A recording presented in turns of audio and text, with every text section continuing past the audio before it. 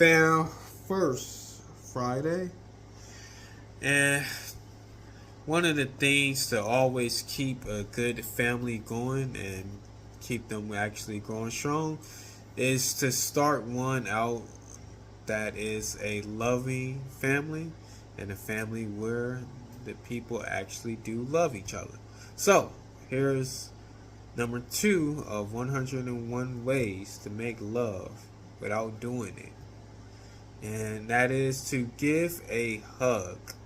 Giving a hug to somebody is a way to express how you actually feel about them and to let them know that you're there to comfort them.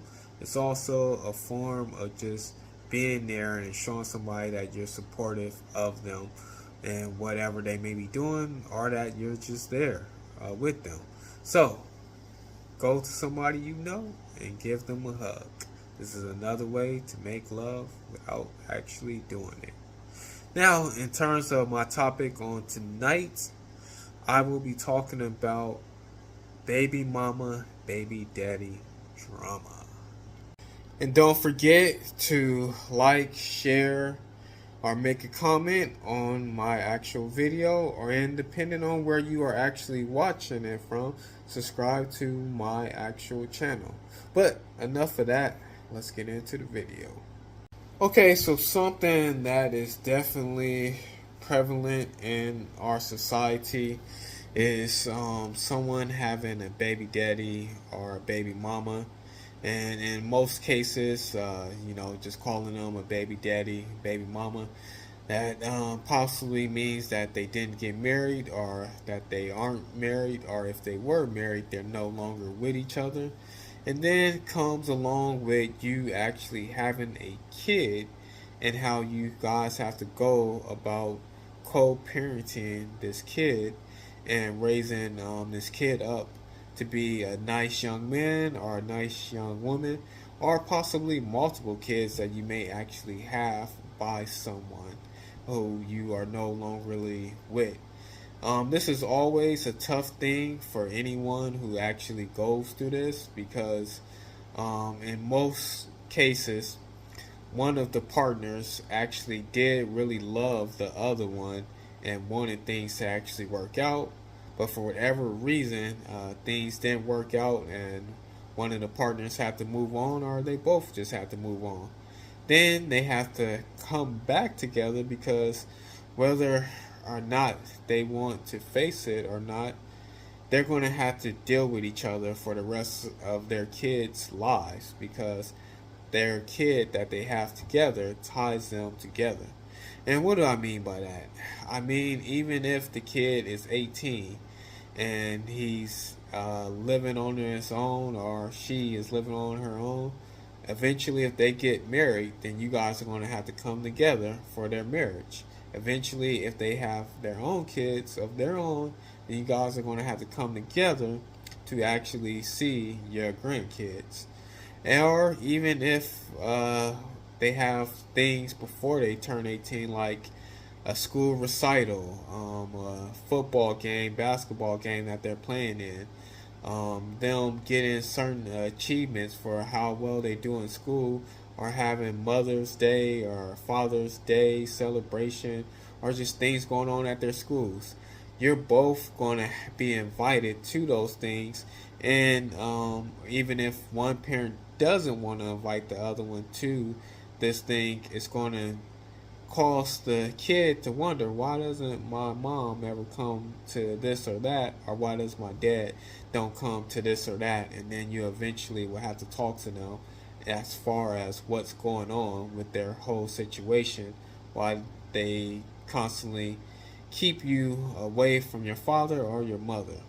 So, like I was saying, you will be stuck with this person for the rest of your kid's life, and or the rest of your life if you pass before your kid. And in most cases people do. So this is why it's very important that the person that you decide to actually make kids with, you should try your best to make sure that it's not just a one night stand or a fling or some jump off or just something to do at the moment, but make sure it's somebody that you actually do want to spend the rest of your life with.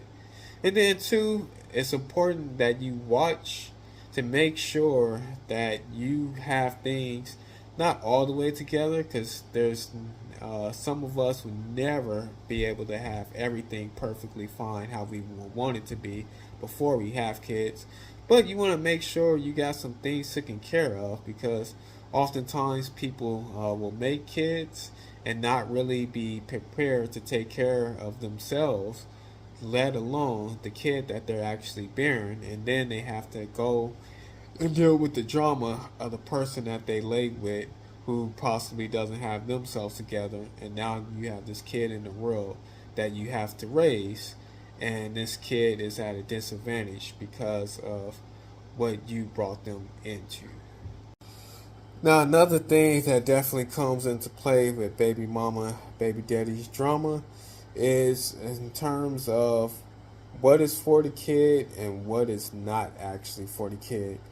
In most cases, parents will sometimes, in these issues of baby mama and baby daddy drama, they will use the kid as a way to actually put the other person down, or create a wedge between them, or just to create unnecessary drama.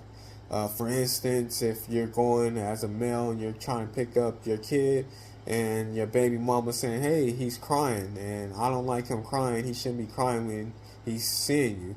Well, in certain cases, if you're picking up your kid and kids just cry for whatever reason, you can tell them sit down, and they may start crying if you say it in a tough or in a harsh way.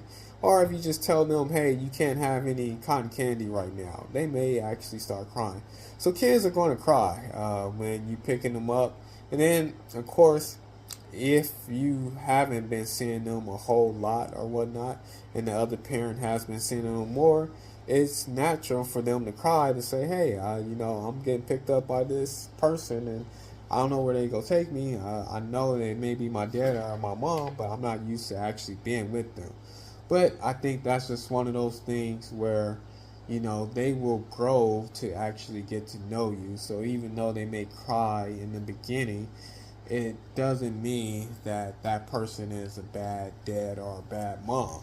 And then also another thing that definitely comes into play is sometimes, and this may play out a little bit more on the baby mama side, where she may say, oh, well, until you pay child support, you're not going to be able to see your kid. Or if until you give me money because I need money for the kids, you're not going to be able to see your kids. This is something that a lot of males have to deal with in terms of their baby mamas sometimes, and not being able to see their kids just because they have not actually paid child support. Now, a lot of people will say, hey, child support, you just got to pay it, and it's an easy thing to do. In certain cases, depending on how much money you're actually making, it's not an easy thing to do. And then in certain cases, if you are making a lot of money, it's kind of hard too, because then that means the child support system can go after you for actual more money to actually pay. But regardless, if you're paying child support or if you're not, I think as a male, you should still try to find a way to actually spend time with your kids when you actually can. Or even if it's one of those things where she doesn't allow you to see them, you can send stuff to them, even if it's, postcards or things like that, letting them know, hey, I still care about you, even though we're not, me and your mother aren't with each other. Or vice versa, if it's a woman and the guy is keeping them away, then you can send them things to let them know, hey, I do still actually think about you, and I miss you, you're my son, you're my daughter, vice versa. Then also too, once the other person actually moves on, this causes more issues and more problems or whatnot, just because they have to look and see that. So let's say if it's a female and she actually moves on and she has a new man, then when this guy sees, hey, this is somebody else picking up my kids, being a father to my kids, it's going to actually hurt them to actually see that. And then when you flip it and it's a guy and he's coming with his new girlfriend, and then the baby mama sees, hey, this new chick and she's around my kids and things like that. I don't know if I trust her around my kids. You know, you doing this and that for her. You never did this and that for me. It just creates unnecessary drama, and it's kind of hard for a lot of people to accept that fact that, hey, the person that I loved or the person who I thought I was going to raise my kids with has actually moved on and they look happy without me. I would definitely say, as speaking from a person who has been cheated on and have cheated on other people before, it's always going to hurt, and even if they don't cheat on you, if they just move on, it's always going to hurt. But you're not going to be able to make them hurt by you talking about the other person or saying bad things about them and things like that, because they, for whatever reason, like them, want to be with them. So no matter what you say, it's not going to really affect them. Now then too, I think it may be good too to be careful how quick and fast you bring them around the person that you've actually made a kid with, because they're going to be mad anyway just because you have actually moved on. But even if they have moved on themselves too, it's just going to be a thing that's going to make them mad, because if they're not possibly happy with the relationship that they are in, or things may be going smoother in yours, they're going to be upset about that and say, oh, why couldn't that happen to me? And it's just going to play in their head. So it's a thing that you should be cautious about as far as bringing this other person around right away, and maybe give it some time. But I think there's definitely a lot of relationships where people who are able to make the best of these things and say, hey, you know, they're no longer with me and they're with you, and we have to do the best for the actual kids. And in certain cases like this actually helps the kid out, because some of my friends and other people I spoke to who have had multiple parents, you know, where their dad married another woman or their mom married another man, and they have a stepdad and a stepmom. They have more of a supporting system around them to help them out to actually navigate through life. So this is why it's important too that even if you aren't with this person, if they decide to move on and you decide to move on, you guys can actually help the kid out even more, our kids, because you can be there for them. So it may be some things that you can't make it to, and they can actually make it there and be supportive to the actual kid.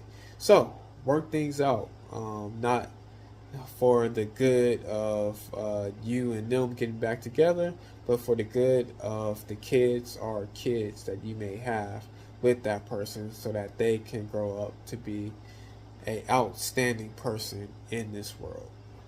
Alright, so being that the NFL is kicking off this weekend, I'm going to do my top 10 games to watch over this weekend. And one of them actually doesn't fall over the weekend, but it's going to be on Monday. And I'm going to stick with all these games being in the NFL. There's a few good college football games this week, but I'm going to keep it NFL. So starting with Monday, even though it's not the weekend, I'm still going to put this one in there.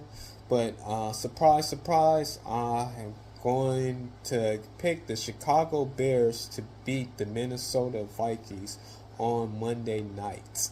That's crazy, huh? Then I have, as far as the Buffalo Bills versus the Ravens, I'm going with the Bills to actually win this one. I believe they're at home, so I'm going to take them to actually win this game. Then you have the Houston Texans versus the Los Angeles Rams. I'm going to pick the Los Angeles Rams to actually get this one done. I feel like Houston will play a good game, but I just feel like LA will actually pull this one out. Then Detroit versus Green Bay. I'm going to go with Detroit. even though Green Bay should look very good in this game, I felt like Detroit was one of the better teams last year, and if they didn't have so many injuries as they did, they would have actually did a better job than what they did last year in the playoffs. Possibly could have went to the Super Bowl. So I'm going to go with the Detroit Lions. Then 49ers versus the Seahawks. I'm going to pick the 49ers. I just feel like they have a better team, and so I'm going to go with them. The Denver Broncos versus the Titans. I'm going to go with the Broncos to actually win that game. And then you have one versus two teams that aren't the best, and I'm going to go with the Jaguars over Carolina Panthers. I'm going to pick the Jags over now. Then as terms of the Aaron Rodgers going back to New York, Pittsburgh versus New York, I'm going to pick Pittsburgh to actually win this game. And then you have the Cardinals versus the Saints. Now, a lot of people are big on the Cardinals actually winning this game. And in most cases, I think they possibly would. But I feel like New Orleans, maybe they may have something cooking in the gumbo pots this Sunday, and they will actually get a win. That's what I'm predicting, that the New Orleans Saints will beat the Arizona Cardinals to actually get a win. And we'll just have to wait and see. This is one of my upsets that I think is going to actually come to pass. Now, another one that I'm looking at is the New England Patriots versus the Raiders. And I'm going to pick New England to actually pick up that win over the Raiders. And then last but not least, I'm going to pick the Colts to actually beat Miami. The Colts are playing at home, and I feel like they will pull off the upset and actually beat Miami. Now, I do have some of these games locked up on my actual, I have an account with ESPN where it basically shows all the games I actually pick. And I'll probably put a link for that or put it somewhere else in one of my other videos so you can see how I actually did. Alright. This has been another Fam First Friday. Alright, so it's definitely good to listen to your family members in terms of the person that you choose to make a kid with. Oftentimes, your family members know you the best, and they know what you can put up with and what you can't actually put up with. And then they may see some of the flaws in the person that you're actually with. But some of us just want to move through life so fast, and we don't want our family members to actually give us an opinion about the person that they're actually with, or the person that you're actually with. So it's important to let them voice their opinion about the person that you're with. They may save you from making a baby daddy or baby mama with someone that isn't going to be a good fit for you. But as always, families are like branches. We grow apart, but together we stand out.